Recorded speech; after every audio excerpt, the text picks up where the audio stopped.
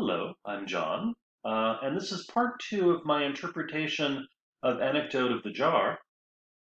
I wanted to recap a little bit from the previous video. I spoke strictly about stanza number one, and I followed some changes through that stanza, changes in the meter, you could say, of the actual compositional structure of the poem, as well as changes in the attributes of the jar. First, in terms of the poem began with, it began in iambic tetrameter. I placed a jar in tenness C, and round it was upon a hill. If nothing else, the establishment of a particular meter identifies a poem as a poem.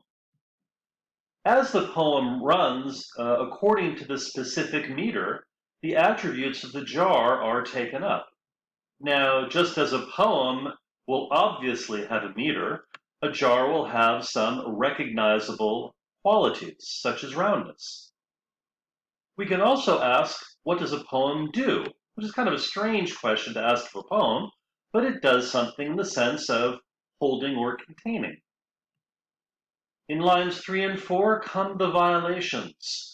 The iambic tetrameter is abandoned. In fact, all meter is abandoned. In a sense, this ceases to be a poem. And the jar ceases to function as a jar in that now it was said to make something do something, to compel as opposed to merely contain or hold. You could say that a human capability was transferred to the jar. In the same way, the word slovenly, which is a characteristic attributed to humans existing in culture, is attributed to wilderness, which is completely outside of human culture. But violations are not long tolerated. Now we come to lines 5 and 6. The wilderness rose up to it and sprawled around, no longer wild. The iambic tetrameter is back. The wilderness rose up to it and sprawled around, no longer wild. The function of the jar returns to what it was. No longer does it compel, it contains. The wilderness rose up to it as though the jar functioned as a limit to how far it could extend. Now, it's a somewhat different application or usage of the word contain, but it's closely related.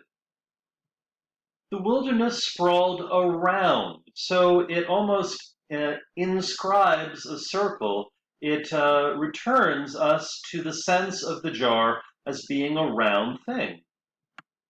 Really, line 5 and 6 is a direct response to lines 3 and 4. It takes, in a sense, the meaning of lines 3 and 4 and reforms it poetically. This jarring shift, pun intended, is echoed in the shift from a transitive verb like make. Again, transitive means, or it is a verb that takes an object, to intransitive verbs to rise and to sprawl. What is emphasized in rose and sprawled is the happening as opposed to the cause that drove the change. And don't we feel more at ease in the company of intransitive verbs, when things simply happen as opposed to being caused by some agent outside of it? This also makes me think of the tribes coming up to the walls of Rome, losing their wildness, sprawling about lazily, basking in the culture of that place, becoming semi-civilized themselves. Some might consider this a mission of art. I'd also like to add that lines 5 and 6 not only they don't merely reestablish tetrameter, they reproduce the precise rhythms and pauses of lines 1 and 2. I placed a jar in tenness C, 4 beats the pause of the comma, and round it was 2 beats, a pause, a comma, upon a hill, period. This is seen exactly here. The wilderness rose up to it. 4 beats, the comma and the pause.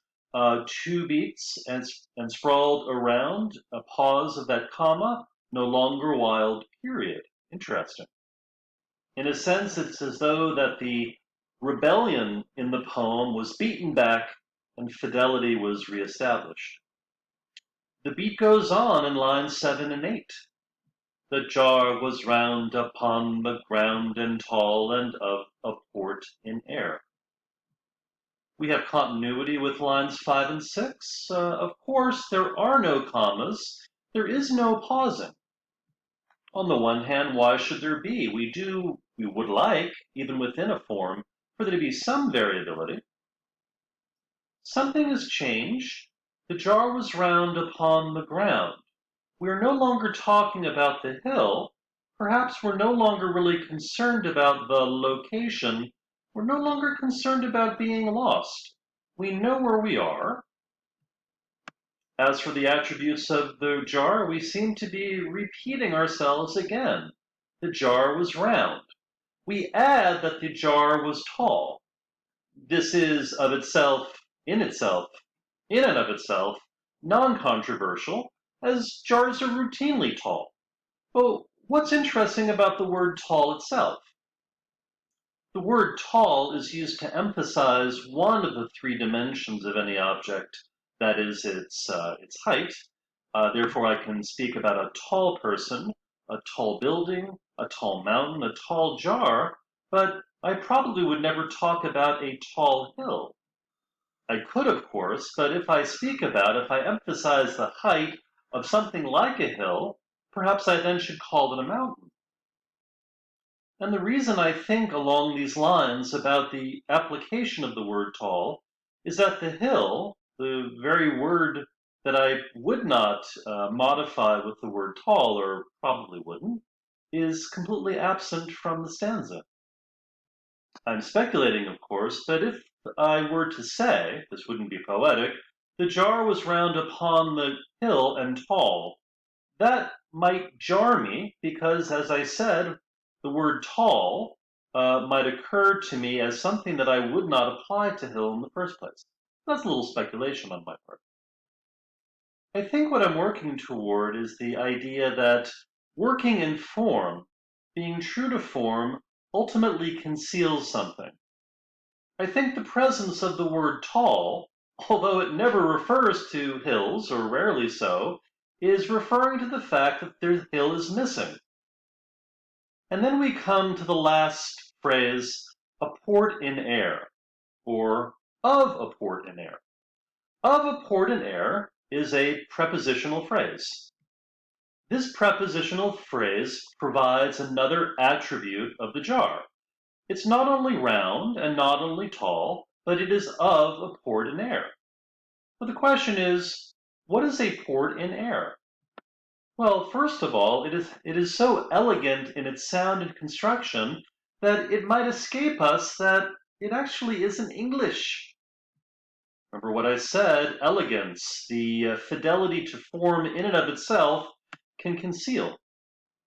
I know that when I read this poem out loud and recorded myself, sometimes I misread it and I said, of a port of air.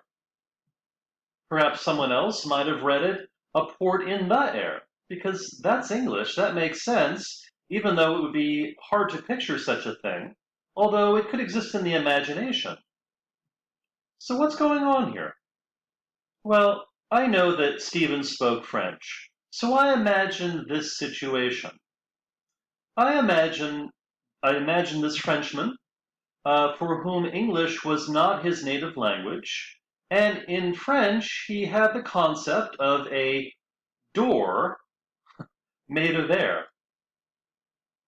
This is how it would appear in French, at least I believe so. I won't try saying it because I'm not a French speaker.